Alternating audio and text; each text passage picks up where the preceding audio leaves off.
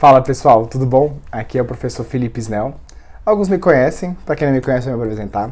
Felipe Snell, eu sou químico, licenciado, bacharel e mestre pela Universidade de Brasília e sou professor há alguns anos. E como professor e também como aluno, eu sempre gostei muito de videoaula. É muito bom você poder parar uma aula, você pode adiantar, você pode atrasar, repetir, ficar repetindo 1000 vezes alguma coisa que você não entendeu e não vai estar atrapalhando ninguém. Além do mais, você está estudando em casa, geralmente, né?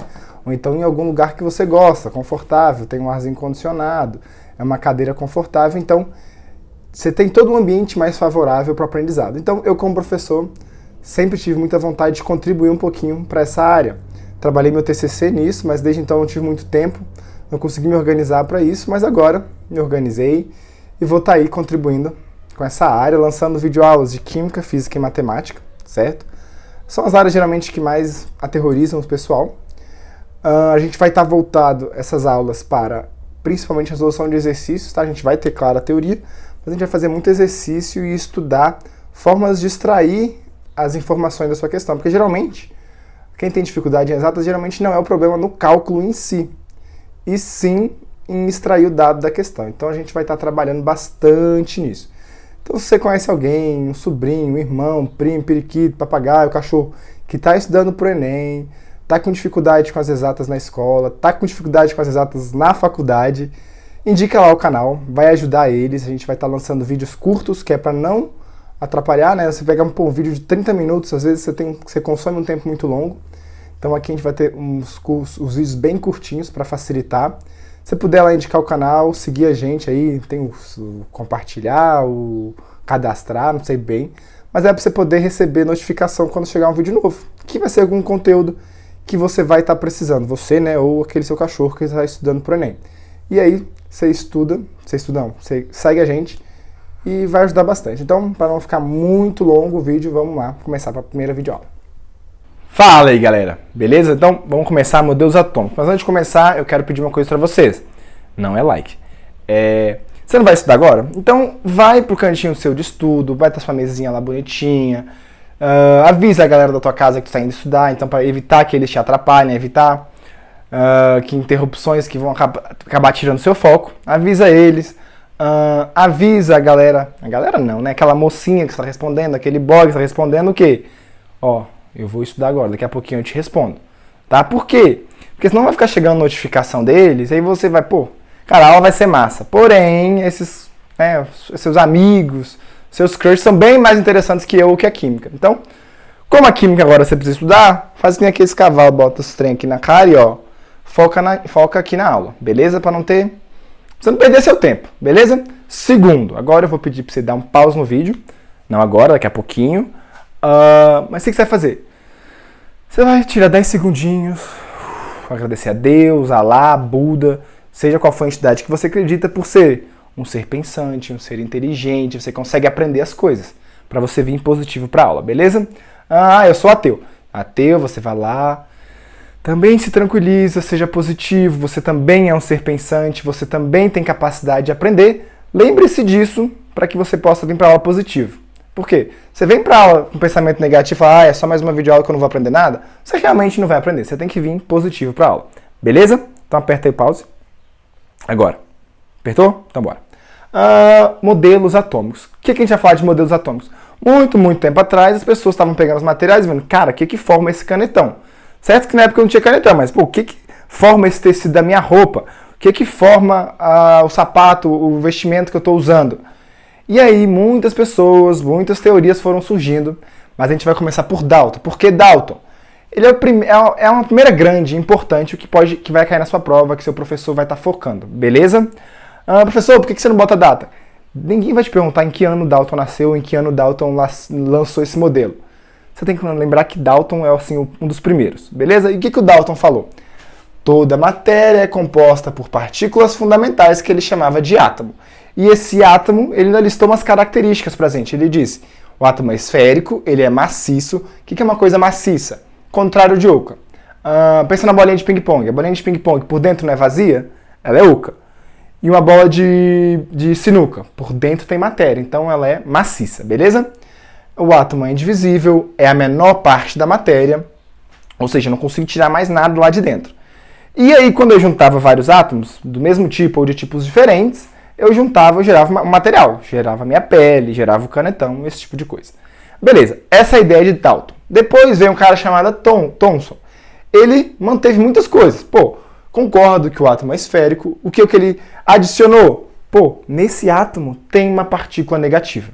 E essa partícula negativa se chama elétron. E onde é que esse elétron está? O elétron está incrustado na esfera positiva. Ou seja, aquela esfera que já existia em Dalton, agora Thomson chegou para a gente e falou, essa esfera é positiva e eu tenho elétrons, cargas negativas incrustadas nessa minha esfera. Beleza? Esse modelo também é conhecido como modelo pudim de passas, porque você tem o pudim e você tem as passas incrustadas nesse meu pudim. Além disso, eu botei aqui palavras-chave. Qual que é a ideia das palavras-chave? Você lê essas palavras e você lembrar de Thomson. Tubos de Crookes, raios catódicos, são termos, são coisas que eles utilizaram lá no experimento que ele usou para gerar esse modelo. Professor, eu preciso saber exatamente o que é um tubo de Crookes? Não, nenhuma pergunta na sua prova vai estar lá. Descreva o que acontecer no tubos de Crookes. Não, a não ser que você seja aluno da química, faculdade de química, talvez isso aconteça. Mas de forma geral, não vai acontecer. Então você não tem que saber exatamente o que aconteceu. Você tem que lembrar. Li tubos de Crookes, li raios catódicos, está se remetendo a Thomson. Então você já está naquela questão, você já lembra o que? O átomo de Thomson. O que é? É uma esfera positiva com elétrons incrustados nessa esfera. Beleza? Vamos para o próximo modelo. Beleza, galera. Aí, o que depois de Thomson veio quem? Rutherford. O que esse cara fez? Ele estava estudando umas partículas que são liberadas de um elemento, né, são radioativas. Ele estava trabalhando com a minha amiga alfa. A partícula alfa ela é positiva. O que ele fez? Ele pegou uma lâmina de ouro, ou seja, botou uma lâmina assim, bem fininha de ouro, e ao redor botou esse anteparo. Daqui a pouquinho eu vou explicar por que ele botou um anteparo ao redor. Aí beleza, ele pegou essas partículas alfa e começou a atacar nessa lâmina de ouro. E o que ele começou a observar? Que um monte dessas partículas estavam passando numa boa, estavam indo retos, estavam... Beleza, e como é que ele viu isso? Esse anteparo ficava as marquinhas aqui do outro lado. Então ele sabia que um monte dessas partículas, a grande maioria delas, estavam passando. Lembra? Olha bem, a maioria estava passando direto. Lembra disso que a pouquinho vai ser importante.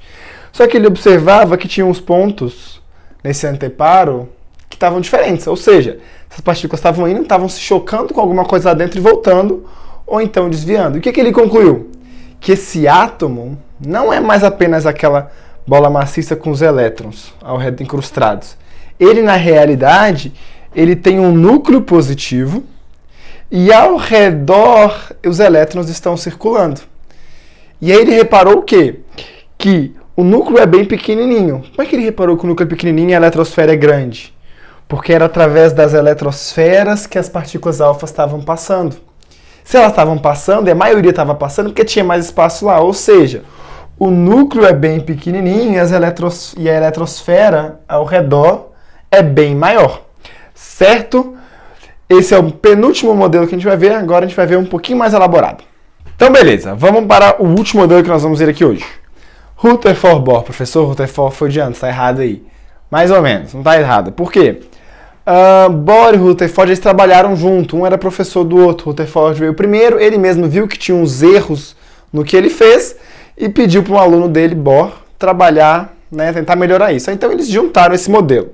Mas se aparecer na sua prova, se aparecer em algum lugar escrito Bohr, é desse modelo que a gente está falando, tá? E o que aconteceu aqui? Lá no modelo anterior, a gente não tinha os elétrons rodando ao redor de um núcleo positivo?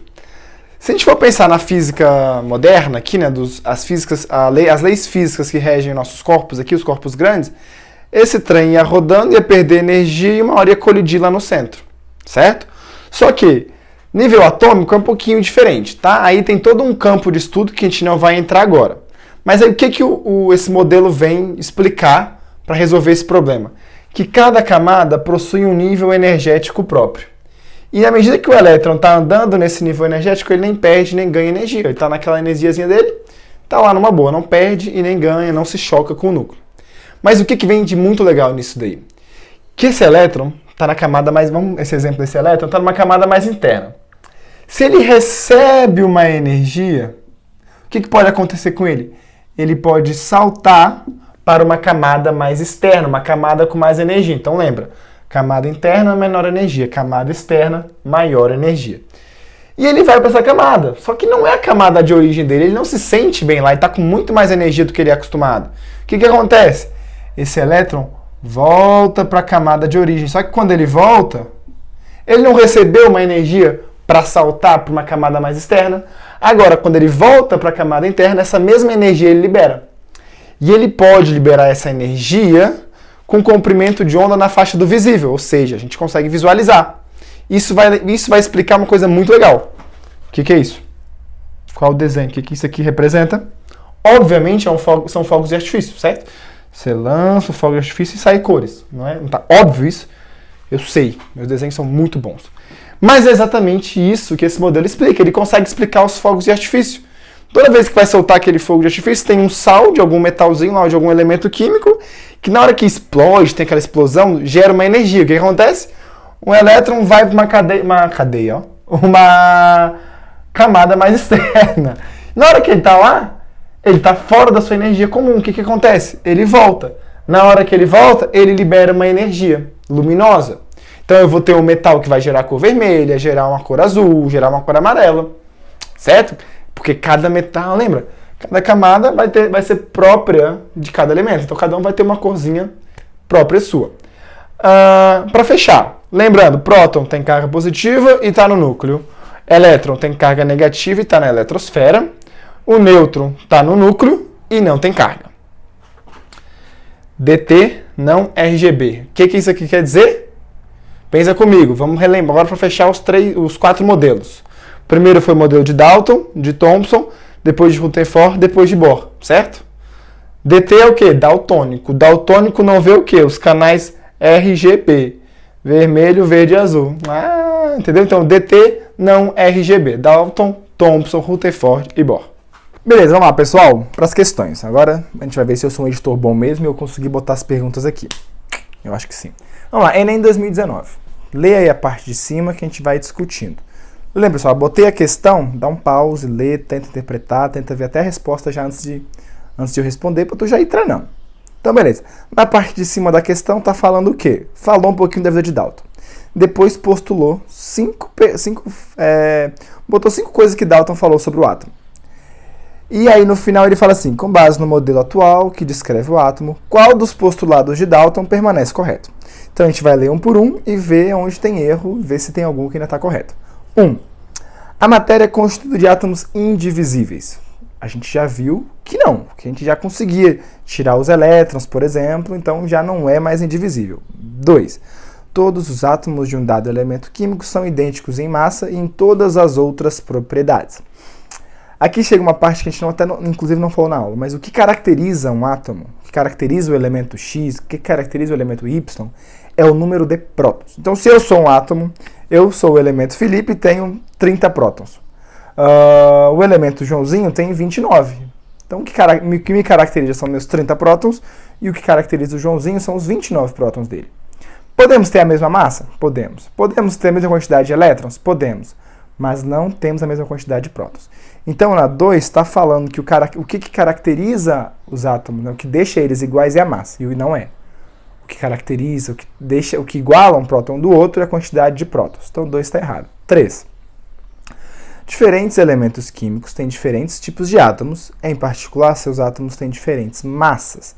Ou seja, quer dizer que o elemento A é diferente do elemento B porque eles têm massas diferentes? Não. O que difere? Quantidade de prótons. Né? Acontece de eu ter o mesmo elemento com massas diferentes? Sim. Tá? Esse é um assuntozinho que trata de isótopos, isóbaros, que é bem legal, cai bastante em prova. Se tu assistiria uma aula disso, bota aí nos comentários, fala, faz essa videoaula nesse formato que a gente está fazendo, né, com bastante questão. Vamos para 4. Os átomos são indestrutíveis e nas reações mantêm suas identidades. Numa reação, um átomo não pode acabar perdendo um elétron? Ou então recebe um elétron? Pode. Então, essa questão 4 já não está totalmente certa. 5. Átomos de elementos combinam com átomos de outros elementos em proporções de números inteiros pequenos para formar compostos. Pensa na molécula de água. Água não é um oxigênio e 2 hidrogênios? Eu não tenho 2 hidrogênios e 1 oxigênio, são números inteiros? Para quem está na dúvida, o que é um número inteiro? 1, 2, 3, 4, 5, 6, 7. 1,2 não é inteiro, 1,3 não é, 2,1 não é. Até porque não faz sentido, né? Imagina, eu vou botar 1,1 átomo de oxigênio para 2 átomos de hidrogênio. Não dá, não bate, né? Então, a 5 é a que está correta, né? Que os átomos de elementos combinam com outros átomos com proporções de números inteiros. Então, tá perfeito. Questãozinha bem atual, Enem 2019, né? Próxima, URCA 2020. Lê a parte de cima e vamos discutir. A parte de cima está falando de qual modelo, de qual experimento. Lá está escrito Rutherford. Quem é que você lembra de Rutherford? O que ele fez? Ele botou uma lâmina de ouro, jogou umas partículas, tinha um aparato ao redor. O que ele estava jogando? Partículas alfas, que tinha carga positiva, a gente viu. Então aí já é a letra B. Próxima questão, também do Enem, olha bem, está caindo bastante. Lê a partezinha de cima e a gente vai discutindo. O que ele está falando nessa questão? Está falando de emissão de cores. Isso lembra quem? Bohr, né? Que o átomo recebe o elétron, ele é excitado, na hora que esse é meu cachorro latindo, tá? Ele é excitado, na hora que ele volta, ele libera energia na forma de cor. Vamos ver em qual questão está explicando essa situação. Na letra A, essa emissão de radiação eletromagnética ao ocorrer a mudança de fase sólida para a fase líquida. A gente falou, a mudança de cor ocorre porque eu saio da fase sólida para líquida, da líquida para gasosa? Não. Letra B. Combustão dos cátions metálicos provocados pela molécula de oxigênio na atmosfera. A grande questão aqui é, eles provocam, né? Eles botam lá oxigênio, combustão. Você já pensa, pô, isso uma coisa tem a ver com a outra. Vai ser essa, mas não é. Porque não é a combustão que gera a cor. O que gera a cor? Essa combustão que passa energia para o elétron sai de uma camada mais interna, vai para uma mais externa, e na hora que ele sai dessa externa e volta para a interna, que libera energia luminosa. Então não é a combustão em si. A combustão precisa estar lá? Precisa. Mas é a volta do elétron que gera essa radiação eletromagnética na faixa do visível, né, que a gente consegue ver. C. Diminuição da energia cinética dos elétrons em uma órbita na eletrosfera atômica. Diminuir, ele vai, em vez do átomo estar andando assim, ele vai estar andando mais devagar, que vai gerar cor? Nada a ver. D. Transição eletrônica de um nível mais externo para outro mais interno. Foi exatamente isso que a gente falou, né? Então a letra D é o nosso gabarito. Letra E. Promoção dos elétrons que se encontram no estado fundamental de energia para níveis mais energéticos.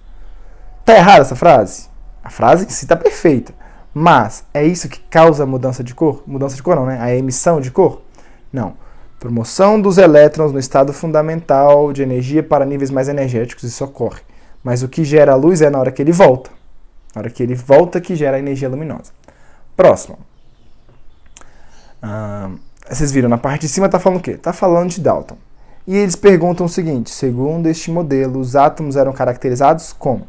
Então agora a gente tem que ver a letra A, B, C e D e ver se o que está escrito ali é o que realmente Dalton estava falando. Letra A, esferas ocas. Era oca? Não, era maciça. Então ela já está fora. Esfera maciça, beleza? Divisível? Não, não era divisível. Lembra? Era a menor parte da matéria, eu não conseguia mais quebrar aquele trem. C, esferas maciças com cargas elétricas? Não. Quem foi que viu a carga elétrica pela primeira vez? Thomson. E Thomson vem depois. Esferas maciças e indivisíveis. Agora sim, foi exatamente isso que Dalton falou. Letra E, esferas ocas, já está fora. Então, pessoal, é isso. Resolvemos aí 3, 4 questões, vimos a teoria ali no quadro. É isso para a aula. Eu espero que vocês tenham gostado, espero que a gente tenha conseguido trabalhar esse assunto. Vocês viram que é um assunto bem tranquilo, bem teórico, não precisa fazer conta. Então, menos problemático para a maioria. Mas espero que vocês tenham gostado. Eu vou colocar lá no meu Instagram, @FelipeSnell, um resumo desse conteúdo. Então você vai lá, abre a foto, tira um print, bota na capa do seu celular. Toda vez que você entrar no seu celular, você lembrar de mim. Não de mim, mas do conteúdo. E cada vez quanto mais você vê, mais vai fixando na sua memória. Certo? Então, pessoal, é isso. Se você puder compartilhar para alguém que você acha que vai ajudar, né? Você está estudando para o Enem? Tá aqui Química, tá na escola? Aqui. Dá uma olhada nesse vídeo e vai ajudar. Espero que vocês tenham gostado. Fui!